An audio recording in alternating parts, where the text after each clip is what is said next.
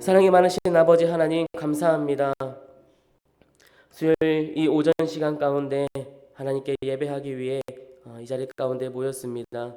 주님, 우리를 주님의 그 사랑 안에 온전히 거하게 하여 주시고 또한 예배를 통하여서 주님 만나는 귀한 시간 되기를 소망합니다.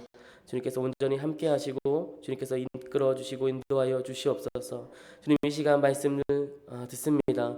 주님 말씀을 통하여서 하나님께서 우리 가운데 말씀하여 주시고 말씀을 통하여서 하나님을 더욱더 가까이 또 주님을 더욱더 바라보며 나아가는 귀하고 복된 시간 되도록 인도하여 주시옵소서. 함께 하실 주님을 더욱더 의지하며 살아계신 예수님의 이름으로 기도합니다. 아멘. 오늘 함께 보실 말씀은 사도행전 2장 37절부터 42절까지 있는 말씀입니다. 사도행전 2장 37절부터 42절까지 있는 말씀입니다.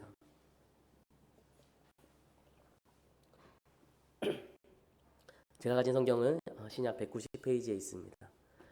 사도행전 2장 37절부터 42절까지 있는 말씀을 교독하며 보고 42절은 함께 같이 읽도록 하겠습니다. 그들이 이 말을 듣고 마음에 찔려 베드로와 다른 사도들에게 물어 이르되 형제들아 우리가 어찌할꼬 하거늘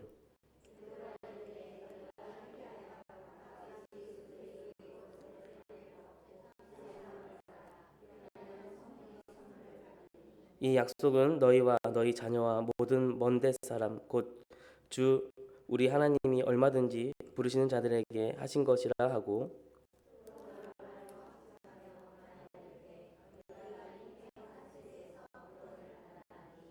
그 말을 받은 사람들은 세례를 받음에 이 날에 신도의 수가 3천이나 더하더라. 그들이 사도의 가르침을 받아 서로 교제하고 떡을 떼며 오로지 기도하기를 힘쓰니라. 아멘. 우리가 무엇을 해야 합니까? 라는 제목으로 오늘 같이 수요일 이 오전 시간 가운데 하나님의 말씀을 같이 나누도록 하겠습니다. 오늘 우리가 함께 읽은 이 사도행전 2장 37절부터 42절까지에 있는 이 말씀은요, 교회가 무엇을 해야 하는지를 말하기 전에 먼저 구원받은 이 개인이 우리들이 어떻게 반응을 해야 되는지에 대한 그런 말씀입니다. 우리는 종종 교회 사명, 교회 그 공동체의 역할, 세상 속에서의 책임을 이야기하는데 성경은요 언제나 개인의 변화에서 이 공동체를 출발시킨다라는 것을 우리 말씀을 보게 되면은 알 수가 있습니다. 왜냐하면 이 복음은요 제도를 먼저 바꾸는 게 아니라 사람의 마음과 그 사람의 삶의 방향을 먼저 바꾸기 때문에 그렇습니다. 그래서 사도행전 2장은요 우리가 잘 알고 있듯이 성령 강림이라는 이 엄청난 사건으로부터 시작이 됩니다. 불의 혀같이 갈라지고 각 사람에게 그것이 임하였고 그들이 성령이 말하게 하심에 따라서 다른 언어로 말하기 시작했다라는 것. 그러나 누가는요 거기서 이제 멈추지 않습니다. 이 성령의 임재가 사람의 그 삶에 실제로 어떠한 결과를 낳게 되는지를 기록을 하고 있는 것이 바로 오늘 이 본문인 말씀입니다. 다시 말해서 이 본문은 이렇게 질문하는 겁니다. 성령을 받았다고 말을 하는 사람은 도대체 어떠한 질문을 하고 어떤 삶의 방향을 선택하게 되는가라는 것이죠. 그래서 이 질문은 오늘 우리에게도 그대로 적용이 됩니다. 우리는 예배를 드리고 말씀을 보고요 기도합니다. 그러나 정말 중요한 것은 그런데 이것입니다. 그 이후에 우리는 무엇을 하고 있는가라는 거겠죠. 오늘 본문에서 사람들은 이 베드로의 설교를 듣고 이렇게 말을 합니다. 형제들아, 우리가 무엇을 해야 합니까? 라는 것이죠. 이 질문이 만약에 사라진 신앙은요, 아무리 외형적으로는 멀쩡해 보여도 이미 방향성을 잃어버린 신앙이 되어버립니다. 그러면 우리는 먼저 이것을 살펴야 합니다.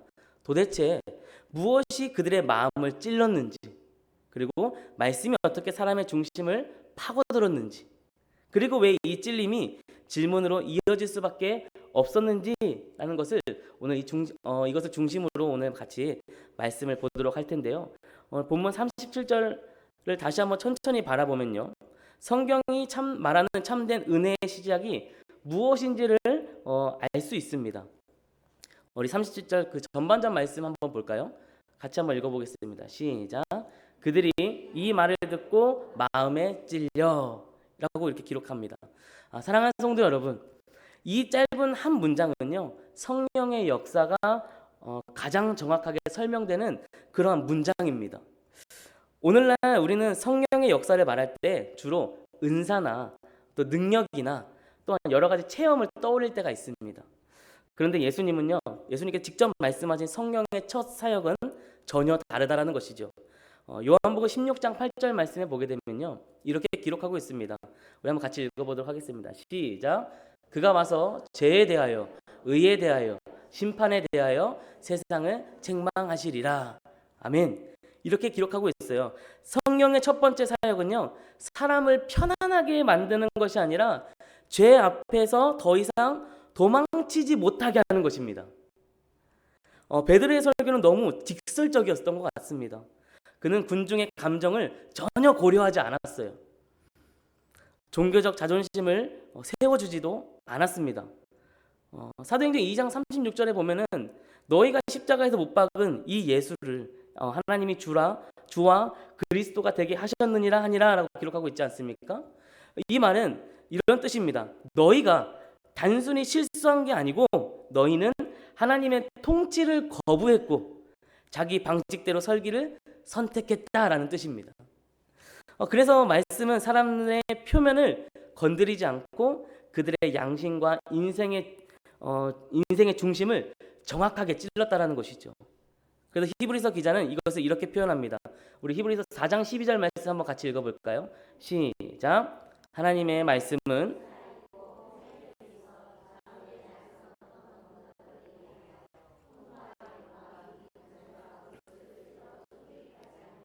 또 마음의 생각과 뜻을 판단하나니. 아멘. 말씀이 살아있다는 증거는 위로를 받았다라는 감정이 아니라요, 더 이상 자기 자신을 합리화할 수 없게 만드는 그러한 순간이다라는 것입니다. 그리고 바로 그 지점에서 다음 단계까지 자연스럽게 이어지는 것을 볼 수 있는데요, 말씀에 찔린 사람들은요, 그 상태로 머무를 수 없다라는 것입니다. 말씀에 찔린 사람은 그대로 머무를 수 없습니다. 찔림은요, 그들의 침묵하게 하지 않고요, 오히려 한 가지 질문을 하게 만든다라는 거예요. 그 질문이 오늘 뭐였습니까? 형제들아, 우리가 무엇을 해야 됩니까? 라는 그러한 질문입니다. 형제들아, 우리가 무엇을 해야 합니까? 자, 이 질문은요, 매우 중요한 질문이에요. 왜냐하면 이 질문은 자기 인생의 주도권을 내려놓을 수 있는 사람만이 할 수 있는 질문이기 때문에 그렇습니다.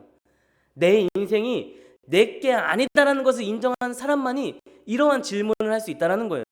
여기서 우리는 중요한 사실을 하나 보게 되는데요, 은혜는요, 사람을 가만히 두지 않는다는 거예요. 은혜 받게 되면은 사람은 그냥 가만히 있을 수 없다는 겁니다. 말씀이 진짜로 들어오면은 사람은 반드시 자기의 삶을 물을 수밖에 없다는 거예요.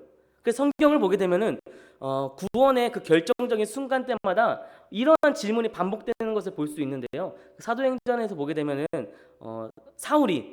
바울이 되기 전 그 사울이 이 다메섹 도상에서 주여 내가 무엇을 하리이까라는 그런 질문하지 않습니까? 그리고 이 빌립보 그 간수도 내가 어떻게 하여 구원을 받으리이까라는 그런 질문을 한다는 것이죠. 이 질문의 공통점이 무엇인지 알고 계십니까? 모두 자기의 인생이 무너진 자리에서 나왔다는 것입니다. 그러니까 내 인생이 내게 아니다라는 것을 인정하게 돼야지 이런 고백이 될 수 있다는 것이죠. 오늘날 많은 성도들이 신앙의 무기력을 겪는 이유가 무엇이겠습니까? 죄를 모르기 때문이 아닙니다. 환경이 나빠서도 아니에요. 바로 이러한 질문이 우리 가운데 없기 때문에 벌어지는 일들이다라는 것이죠. 이대로 살아도 괜찮은가? 말씀 앞에 나는 지금 어디에 서 있는가? 하나님이 보시기에 내 신앙의 상태는 어떠한 상태인가? 라는 것이죠. 이러한 질문이 사라지게 되면은 신앙은요, 습관이 되고요, 형식이 되고 결국 그 믿음과 그 힘은 잃어버리게 된다는 것입니다. 그래서 이 질문은 연약함의 증거가 아니라 참된 회개의 시작점이 된다는 것이죠. 이 질문을 안 하게 되면요, 여전히 내 삶의 주인은 나라는 겁니다. 내가 하고 싶은 대로, 내가 이끌고 싶은 대로, 내가 갖고 싶은 대로, 내가 행하고 싶은 대로 하는 그런 우리의 모습들이 담겨져 있다는 것이죠. 습관처럼 신앙생활을 하기 때문에 그렇다는 것입니다.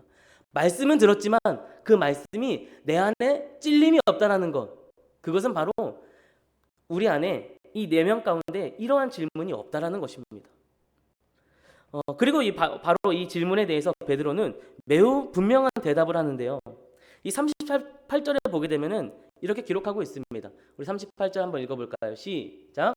회개하여 각각 예수 그리스도의 이름으로 세례를 받고 제사함을 받으라. 아멘. 자, 베드로의 대답은 놀라울 정도로 단순합니다. 그러나 이 단순한 명령 안에는요, 인생 전체를 뒤흔드는 깊은 의미가 담겨져 있다는 것입니다. 이 성경에서 회개는요, 결코 가벼운 단어가 아닙니다. 이사야 선지자는 회개에 대해서 이렇게 설명하고 있습니다. 이사야 55장 7절 말씀에 보게 되면 이렇게 기록하고 있는데요. 우리 한번 같이 읽어볼까요? 시작. 악인은 그의 길을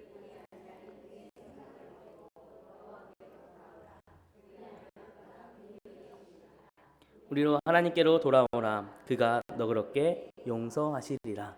아멘. 회개는요, 두 가지를 포함합니다. 무엇을 포함하냐면 버리는 것과 돌아오는 것입니다. 회개는 버리는 것과 돌아오는 거예요. 세상의 기준으로 판단해온 그러한 생각들을 버려버리는 것입니다. 그러니까 세상이 주는 편안함들, 안락함들 우리가 지금 모두 누리고 있지 않습니까? 근데 그 안에서 과연 내가 누리고 있는 것 그 안에서 하나님을 찾는 겁니다. 여러분, 익숙하지 않습니까? 아침에 눈을 떠서 차를 타고 교회에 오는 거 익숙하지 않습니까? 편안하지 않습니까? 근데 그 안에서 하나님의 도우심을 생각해 보신 적이 있으십니까? 너무나도 익숙하고 습관적인, 그냥 우리는 그냥 어떻게 보면은 하루의 그냥 패턴 중에 하나인 그 가운데 과연 우리는 하나님을 생각하냐라는 것입니다. 아침에 눈 뜨는 게 당연한 게 아니다라는 거 잘 아시지 않습니까? 우리가 차를 타고 뭐 운전을 하든 아니면 차를 타고 이동할 때 그 이동하는 그 모든 순간이 그냥 우리의 삶 속에서 당연하게 벌어지는 일은 아무것도 없다라는 것입니다. 그 안에서 하나님을 발견하는 것이죠. 세상의 기준으로 판단하는 생각을 우리가 다 버려버리고 자기 인생에서 주인 노릇하던 것들 다 내려놓고 하나님의 말씀 앞으로 돌아오는 것, 이게 바로 회개다라는 것입니다. 하나님 말씀 앞으로 돌아오는 것입니다. 그래서 회개는요, 삶의 주인이 바뀌는 사건입니다. 우리 한번 같이 따라해 주시면 감사하겠습니다. 회개는 삶의 주인이 바뀌는 사건이다. 네, 그렇습니다. 우리가 회개해야 된다, 회개합시다라고 이야기했을 때는 다른 거를 우리가 기도하는 게 아니라 삶의 주인이요, 내가 아니라 주님이십니다라는 그런 고백이 들어가야 된다라는 것입니다. 우리의 삶의 주인이 그럼 누구이십니까? 우리 성도님들의 삶의 주인은 누구입니까? 아직도 이 삶의 주인이 본인 나라 여기고 살아가십니까? 아니면 우리의 삶의 주인이 주님이다라고 고백하며 살고 계십니까? 우리는 이 말씀 가운데에서 더 면밀히 살펴보고 또 같이 고백해야 될 것입니다. 베드로는요, 여기서 멈추지 않고 이 회개의 방향성을 분명히 지정하고 있습니다. 이 회개는 막연히 나쁜 사람이 되지 말자가 아니라요, 회개는 예수 그리스도께로 돌아가는 부르심입니다. 그래서 더 정확히 말하면요, 예수를 도움을 주시는 분으로 생각하는 게 아니라 예수님을 주로 받아들이는 것입니다. 예수님을 도움 주는 분으로 여기지 말고요, 예수님을 나의 주인이라고 우리가 받아들이는 것이죠. 예수님은 내 인생이 잘 풀릴 때만 필요한 분이 아니라요, 내 인생 전체를 통치하시는 주관자다라는 것을 우리가 잊지 말아야 된다는 것을 이 베드로 사도가 설교 가운데 이야기하는 것입니다. 오늘 우리의 현실이 어떠합니까? 예수님을 믿는다라고 말은 하지만 실제로 결정적인 순간에는 내 계산이 앞설 때가 있지 않습니까? 기도는 하고 있지만 이미 마음속으로 내 답을 정해놓고 기도할 때가 있지 않습니까? 말씀은 존중하지만 삶의 우선순위는 좀처럼 변하지 않는다라는 것입니다. 이 상태에서는 절대로 회개가 일어날 수 없는 상태다라는 것입니다. 왜 그럴까요? 아직까지도 이 안에 나로 가득 채워져 있기 때문에 그렇다라는 것입니다. 2025년 내일이면은 이제 크리스마스 성탄절입니다. 어느덧 2025년이 마무리가 됩니다. 2025년이 시작된 지 얼마 되진 것 같지도 않은데 어느 순간 끝자락에 와 있다라는 것이죠. 그리고 26년을 또 준비하는 그러한 시간 가운데 있습니다. 그렇다면은 2025년 우리 성도님들은 누구와 함께 이렇게 열심히 달려오셨습니까? 누구와 함께 달려오셨습니까? 주님이십니까? 아멘. 네. 이러한 고백이 되기를 소망합니다. 2025년 나 혼자 열심히 아등바등 살아온 게 아니라 주님과 함께 동행하며 살아왔다는 것입니다. 그러한 고백이 되길 간절히 소망합니다. 왜냐하면은 예수님이 나의 주님이라고 이렇게 고백하는 그 순간에는요, 분명히 놀라운 은혜와 또 놀라운 역사들이 일어나기 때문에 그렇다라는 것입니다. 회개, 계속 이야기하고 있는 이 회개는요, 하나님께 가까이 가야 되고 우리의 초점을 온전히 하나님께 쏟아야만 가능하다라고 말씀을 그렇게 드렸습니다. 바울은요, 로마서에서 이렇게 말을 합니다. 로마서 10장 9절 말씀 우리 한번 같이 읽어볼까요? 시작. 내가 만일 내 입으로 예수를 주로 시인하며 또 하나님께서 그를 죽은 자 가운데서 살리신 것을 내 마음에 믿으면 구원을 받으리라. 내 마음에 믿으면 무엇을 받는다고요? 구원을 받으리라 고백합니다. 여기서 근데 중요한 말은요, 주로 시인하면이라는 말이 있습니다. 입술의 고백만을 뜻하지 않습니다. 삶의 주도권이요, 온전히 하나님께로 넘겨드려야 된다라는 것입니다. 삶의 주도권을 내가 지는 게 아니고요, 하나님께로 넘겨드리는 것이 우리의 그 결단이 필요하다라는 것입니다. 그래서 뭐가 뒤따르게 되냐면 세례가 뒤따르게 된다는 것입니다. 이 세례라는 건요, 단순한 의식이 아닙니다. 이 세례를 통해서 나는 이제 예수께 속했다라는 것을 공식적으로 선언하는 겁니다. 많은 공동체들 앞에서 말이죠. 나는 하나님께 속한 사람입니다라는 것을 고백하는 겁니다. 그래서 로마서 6장 4절 말씀 보면은 이렇게 고백하고 있지 않습니까? 우리 로마서 6장 4절 말씀 함께 같이 다시 한번 읽겠습니다. 시작. 그러므로 우리가 그의 죽으심과 합하여 세례를 받음으로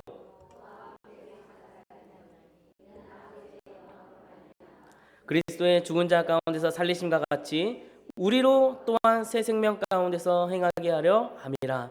아멘. 세례는 옛 사람을 끝내고요, 이제는 예수 안에서 새 삶을 시작하는 신앙의 공개적인 선언이다라는 것입니다. 그러나 이 회개와 결단은요, 우리 가운데 곧바로 현실의 충돌을 일으킨다라는 것을 잊지 마시길 바랍니다. 그래서 베드로는요, 다음의 말을 덧붙이는 것입니다. 40절 하반절 말씀 보면은 이렇게 기록하고 있죠. 이 패역한 세대에서 구원을 받으라 하니 라고 고백합니다. 사랑하는 성도 여러분, 이 말씀을 오해하면 안 됩니다. 베드로는 사람들에게 세상을 떠나라 라고 말하고 있지 않습니다. 도망치거나 운둔하지 말라 라고 말도 하고 있지 않습니다. 그가 말하는 것은 이것입니다. 이 세대의 가치관과 기준에서 벗어나라 라고 이야기하는 것입니다. 이 세대의 가치관과 기준입니다. 이 성경이 말하는 이 패역한 세대라는 것은요, 단순히 도덕적으로 타락한 시대를 의미하고 있지 않습니다. 그것을 말하는 것이 아니라요, 이 성경에서 이 패역한 세대를 이렇게 정의합니다. 사사기 21장 25절의 말씀을 보게 되면 이렇게 기록합니다. 모든 사람이 자기의 소견대로 옳은 대로 행하였더라 기록합니다. 이것이 패역의 본질이다라는 것이죠. 모든 사람이 자기의 소견에 옳은 대로 행하는 것입니다. 그게 바로 패역의 본질이다라는 것이죠. 내가 하고 싶은 대로, 내 뜻대로, 내가 살고 싶은 대로 살아가는 인생이 바로 패역한 세대. 우리의 삶을 돌아볼까요? 지금 우리가 살고 있는 이 현 시대를 돌아볼까요? 자기의 소견대로 옳다라고 여기며 살아가는 사람들이 얼마나 많습니까? 오죽 보게 되면은 TV 안에서도 뭐 예능 프로그램만 본다 하더라도요, 드라마를 본다 하더라도요, 그 안에는 이미 여러 가지의 그러한 것들이 너무나도 많다는 것입니다. 하지만 사람들이 그것을 보고 쾌감을 느끼고요, 즐거움을 느끼고 만족을 느낀다라는 것이 문제다라는 것이죠. 폐역의 본질, 하나님 없이 스스로 기준된 그러한 상태. 오늘 우리가 사는 그러한 시대가 그러한 시대 아니겠습니까? 이러한 시대 아니겠습니까? 옳고 그름은 개인의 선택이 되어버렸고요. 진리는 상황에 따라서 달라지기도 하고요. 신앙조차 도움이 되면 유지하고요, 불편하면은 내려놓게 되는 것입니다. 그것이 바로 현 시대에 살고 있는 지금 우리의 모습들, 우리 시대가 그러한 시대 가운데 살고 있지 않습니까? 그러나 예수님은 단호하게 말씀하십니다. 마태복음 16장 24절 말씀에는 예수님께서 단호하게 이렇게 이야기하고 계십니다. 누구든지 나를 따라오려거든 자기를 부인하고 자기 십자가를 지고 나를 따를 것이니라 라고 예수님께서 분명하게 말씀하십니다. 구원은요, 세상과 조금 다르게 사는 정도가 아닙니다. 세상의 흐름을 거슬러서 사는 결단입니다. 그래서 사도 바울이 이렇게 이야기하는 거예요. 이 세대를 본받지 말고 오직 마음을 새롭게 함으로 변화를 받아 라고, 그래서 이렇게 고백하는 것입니다. 신앙은 언제나 불편한 선택을 요구합니다. 그런데 그 불편함이 우리를 살리게 된다는 것입니다. 구원은 세상과 적당히 타협하는 것이 아니라요, 다른 길을 선택하는 결단입니다. 그리고 그렇게 결단한 사람들이 어떻게 신앙을 유지했는지를 42절 말씀에 보게 되면은 알 수가 있습니다. 42절 말씀에 보게 되면은 그들이 사도의 가르침을 받아 서로 교제하고 떡을 떼며 오로지 기도하기를 힘쓰니라 기록하고 있습니다. 이 구절은 이 초대교회의 이상적인 모습이라 생각하시겠지만 이상적인 모습이 아닙니다. 무너질 수밖에 없었던 그 현실 속에서 붙잡을 수 있는 최소한의 생존 구조가 이거였다라는 거예요. 말씀을 듣고 말씀에 찔려서 생활하는 사람들의 모습이 이러한 모습이 될 수밖에 없다라는 거예요. 결국엔 사도의 가르침, 말씀이 무너지면은 신앙은 점점 자기 중심대로 변해가 버릴 수밖에 없습니다. 그렇기 때문에 말씀을 떠난 신앙은 방향성을 잃어버릴 수밖에 없다라는 거예요. 그래서 시편 119편 105절에 주의 말씀은 내 발의 등이요 내 길의 빛이시니이다라고 고백하고 있지 않습니까? 우리가 말씀을 잃어버리게 되면요, 우리의 삶 속에서 말씀을 잃어버리게 되면은 길을 잃어버리는 거예요. 갈 바를 알지 못하는 그러한 상황이 펼쳐지게 된다는 것입니다. 그렇기 때문에 이 당시 때 초대교회 사람들에게, 성도들에게 필요했던 게 무엇이었겠습니까? 말씀을 붙잡는 거예요. 사도의 가르침을 듣는 겁니다. 두 번째로 서로 교제하며 라고 기록하고 있지 않습니까? 신앙은 혼자서 버틸 수 없다는 거예요. 우리의 신앙은 혼자서 버틸 수 없다는 것입니다. 두 사람이 한 사람보다 나음을 그들이 수고함으로 좋은 상을 얻을 것임이라 라고 전도서 말씀에 기록합니다. 혼자 강해 보이는 신앙은 대부분 오래 가지 못합니다. 그렇지 않습니까? 하나님께서 교회라는 이 공동체 가운데 우리를 부르신 이유가 뭐겠습니까? 왜 교회라는 곳으로 우리를 모으셔서 함께 예배드리고 신앙생활 하도록 만드셨겠습니까? 혼자서는 할 수 없기 때문에 그렇다는 것입니다. 혼자서는 신앙생활 할 수 없습니다. 함께 같이 하나님 말씀의 자리 가운데 나와서 말씀 듣고 예배하면서 교제하면서 신앙생활 하도록 하나님 우리를 만드셨고 우리를 계속해서 그러한 공동체 자리 가운데로 부르신다는 것입니다. 그리고 세 번째로 떡을 떼며 라고 하지 않습니까? 떡을 뗀다는 것은 그리스도의 십자가를 반복해서 기억하는 행위입니다. 십자가를 잃어버리는 순간 신앙은 도덕으로 변질된 가능성이 굉장히 큽니다. 십자가를 붙잡아야 된다라고 이야기하는 그 십자가는요, 다른 말로 이야기하면은 예수를 생각하는 것입니다. 우리가 무엇을 할 때, 떡을 뗄 때 예수를 생각하는 것. 예수님께서 고린도전서의 말씀에 이를 행하여 나를 기념하라라는 그 말씀이 그냥 성찬식 때만 기억하라는 게 아니라요, 매 삶 가운데서 하나님을 기억하라는 것입니다. 무엇을 하든지 예수님을 생각하라는 것이죠. 내가 만약에 길을 걸어간다 하더라도 그 길 가운데에서도 주님을 생각해야 되는 것이고요. 우리가 간단하게 차를 마실 때에도 주님께서 나와 함께 하심으로써 내가 이 차를 마실 수 있게 됐구나라는 것도 예수님을 통해서 이 모든 것들이 이루어지고 있다는 것을 기억해야 된다는 것입니다. 그리고 네 번째로 오로지 기도하기에 힘쓰니라라고 합니다. 기도는 선택이 아니라 호흡이다라는 말 많이 하지 않습니까? 쉬지 말고 기도하라 기록하고도 있습니다. 기도가 사라지면요, 신앙은 결국 세상의 방식대로 돌아갈 수밖에 없다는 것입니다. 이 네 가지가요, 초대교회 성도들에게 어떻게 보면은 최소한의 생존 구조와도 같았다라는 것입니다. 우리가 이야기할 때 사도행전 보게 되면 그래, 초대교회 모습은 이랬으니까 이렇지, 그래, 이래야 돼 라는 게 우리는 되게 좋아 보이고 이렇게 했으면 좋겠다라고 이야기하지만 좋겠죠. 근데 중요한 게 무엇이냐면 이 사람들은 몸부림이 이랬다라는 거예요. 신앙을 지키기 위한 몸부림이 이랬다라는 것입니다. 말씀을 지키기 위해서 몸부림 쳤다라는 거예요. 이렇게 해서라도 우리 안에도 이런 몸부림이 필요하다라는 것입니다. 처음에 질문하지 않았습니까? 어떤 질문했습니까? 과연 우리는 오늘 말씀처럼 우리가 무엇을 해야 되는지, 하나님 앞에 그 말씀을 들었다면 나는 무엇을 해야 되는지, 그 질문 가운데 어떻게 보면은 사도행전 이 끝자락에 와서 42절의 말씀에 결론과도 같은 그런 말씀이 이어지고 있는 것입니다.